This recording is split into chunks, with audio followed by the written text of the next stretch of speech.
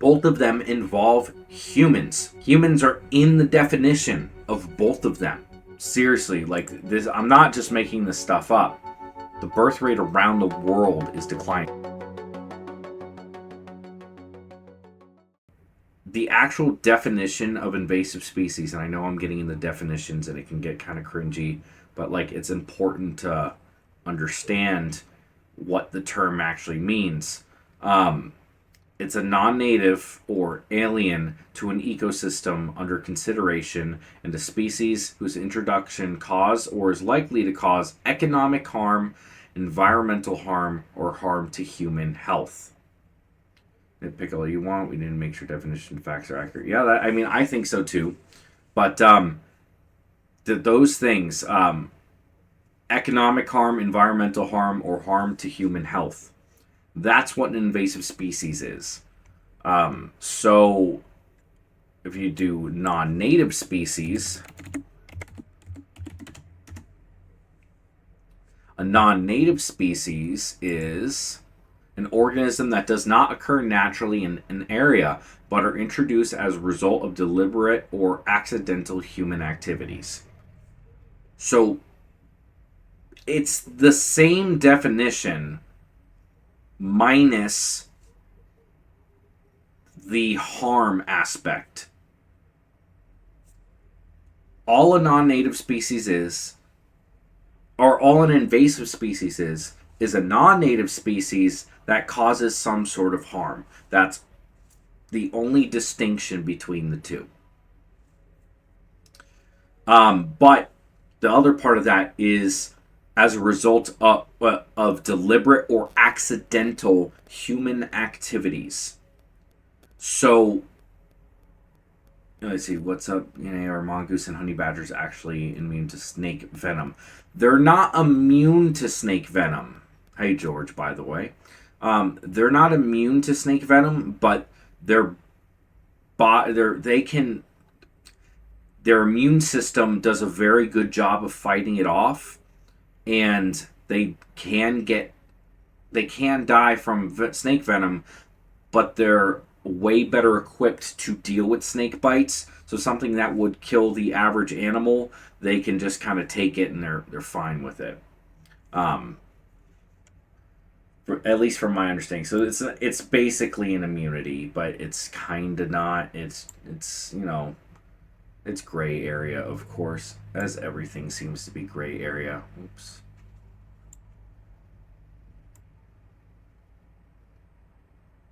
All right, fix my screen here. But there we go.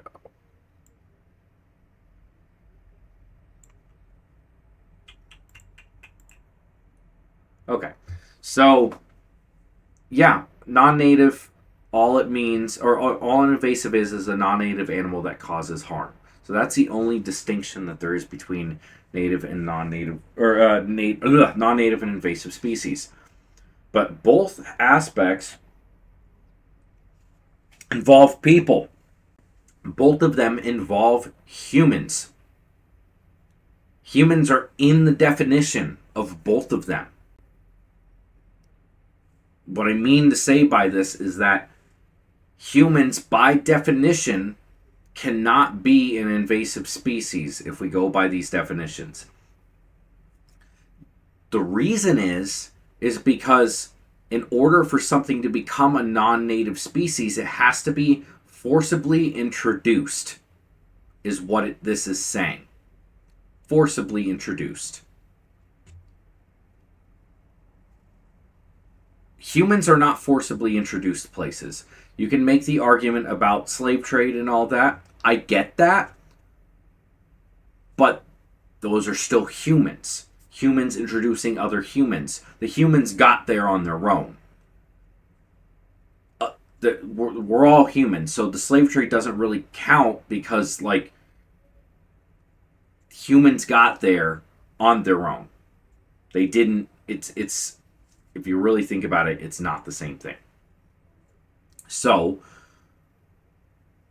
humans spreading around the world on their own is just an expansion of their range. That's all it is. We have the means and the ability to expand our range greater than what they are. And you might not like that, but that's just what it is. So, as much as we can get into the nitty gritty and nitpick a lot of this, people are just going to say it anyway because, of course people are going to say it. But if you really get into it, that's just what it is. It's what it is. Humans are not an invasive species because we got there on our own. So, like, if an animal, like, we humans overpopulation, are we though? Are we though? There's so much space. The issue that humans have is not that we're overpopulated, because there's plenty of places for humans to go that there are no humans at right now. The problem isn't the overpopulation. We can grow more food than we need. We grow so much food that it's in excess. We can do it. We have technology to do it. We have new means of production that you can put, food in a building, grow it like in a building straight up and growing up. Like, it's, the point is that because of our capability as humanity, the things that we've been able to do and the technology that we have come up with, we're not overpopulated. It's the expansion part. You got to build up rather than out. We have so many places that, like, the homes are just empty. Like, I know that's a very simplified way of looking at it, but the human population thing, we can sustain a lot more. Like, every single time that we're told that humanity's overpopulated, that number keeps on shifting whenever we get to that point because we don't really know.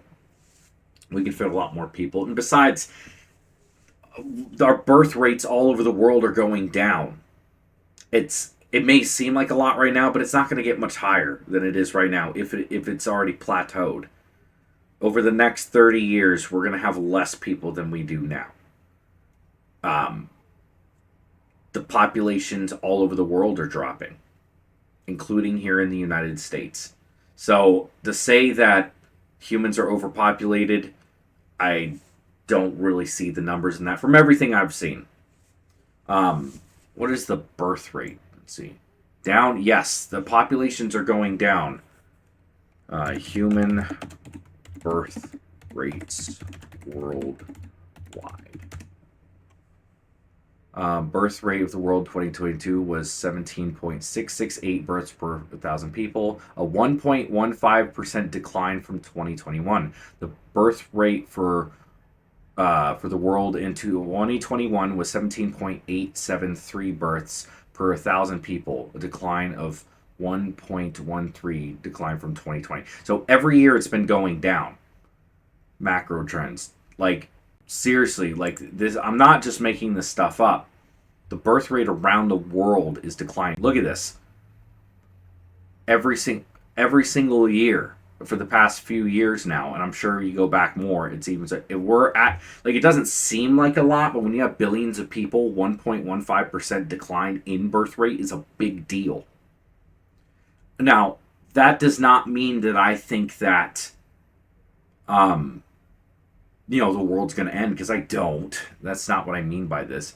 But for us to say that, and that's just, yeah, things are definitely on low. Globally, the fertility rate has fallen to below 2.5 children per woman. And that was in 2014. So, worldwide fertility has fallen from an average of 5 births per woman in 1950 to 2.3 births per woman in 2021. It's dropping. It's not increasing. So, no, we're not. Yeah. Yeah, it's pretty crazy. You talk about the love bug situation. I saw some love bugs today. I think it's possibly because it's been kind of dry over the past couple of years, from my understanding. I thought maybe it had to do with like the amount of bugs splat on windshields, and I've seen some studies that show that that might be possibly the reason, but there could from my understanding, at least with the love bugs, it's probably because it's been kind of dry. Seems crazy, but the way to prevent overpopulation is keep having kids and have them figure it out. That's what we've been doing since the 1800s when they said we would be overpopulated. Exactly.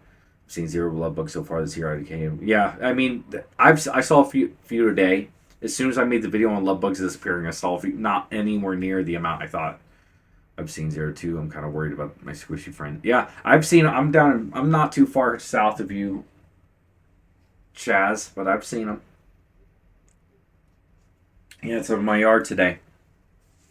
But yeah, no worry about overpopulation. It takes a long time for these things to kind of like really show themselves.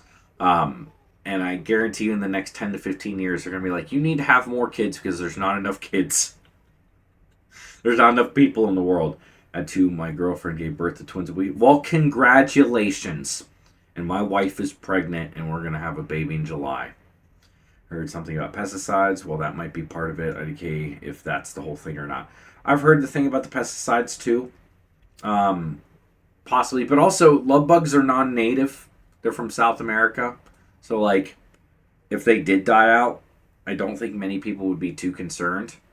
Although, it is a nice little boost in bugs. Besides annoyance to people, they don't really do anything.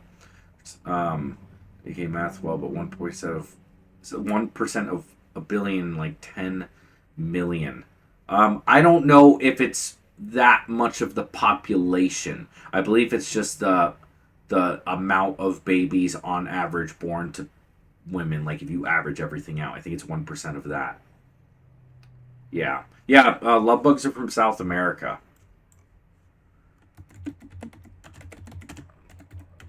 Bugs from South and Central America. Yeah, Yucatan in Mexico. And they reached Florida in 1949. By the late 1960s, love bugs. So, if they migrated, so they migrated on their own from what it looks like right there. They migrated naturally. Okay, so I would say that there's nothing wrong with them being here. They're part of us now. They're a natural part of the ecosystem. That's a great example right there of invasive versus non-native. The love bug. A fantastic example. So, basically, from what I was saying earlier, native versus non-native. Invasive versus non-native.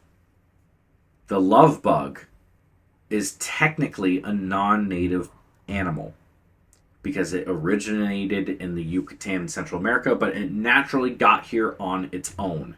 So would it be considered non-native? Because people didn't bring it here. It just got here on its own. I would say that's just a migration. And it would be a native animal now. How long does it have to be in an area? How long does an animal have to be in an ecosystem until it's, I am terrible at typing, considered native?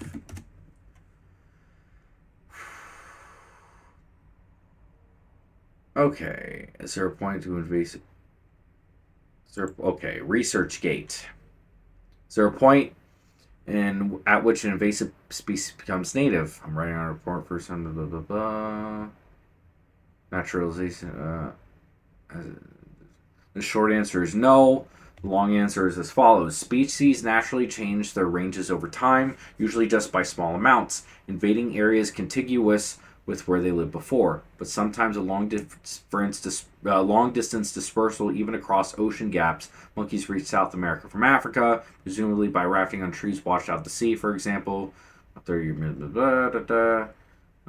Clearly, they are now native, and so will the descendants of the gray squirrels in Europe be after 30 million years. So, yes, at some point between 0 and 30 million years, where you draw the line is arbitrary. Is the dingo native to Australia after 4,000 years again?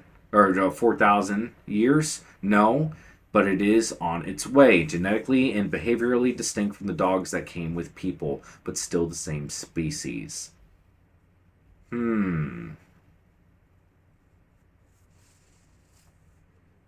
That is a good question. Who is that guy? I don't see his picture on here. So the answer is, I don't know. Until when an invasive species is considered okay, except cookies. Until an invasive species is considered an invasive species, and when is it considered a native species? A species that is an integral part of the local flora fauna. Da, da, da. On a human time. On a human timescale or a geological timescale. On a human timescale, never. The time in years, it may be a century, probably a human timescale, or a millennium, or at least 50,000 years, or even a million years.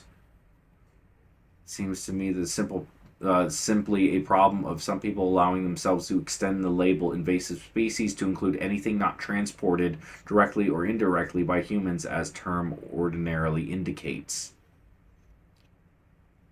Huh.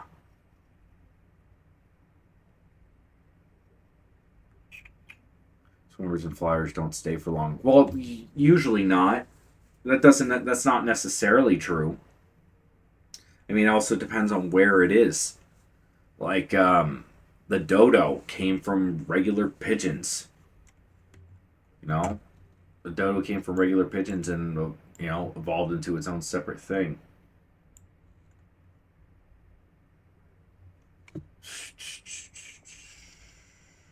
Let's see.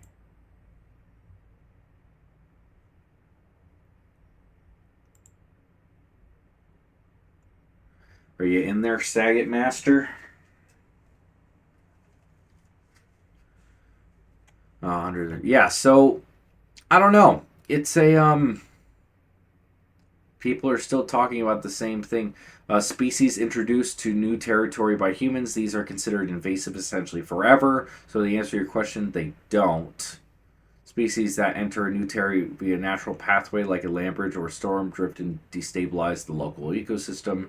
There's no specific cutoff for these, as it is more about the context than anything else. Bison are considered native today, but paleontologically they were originally invasive. This is more about how they got to North America.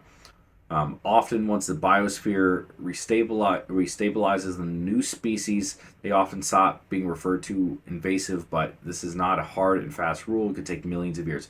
So, basically, at least from what I'm reading here, it's all arbitrary. All these animals are going to be considered invasive for as long as we know them. It's literally just a human arbitrary thing. In reality, none of this matters, and the animals that are there are going to be there long after we're gone, probably, and they're going to start new populations, which are going to branch off into new species that are only found in that area, and then they will become their own separate thing.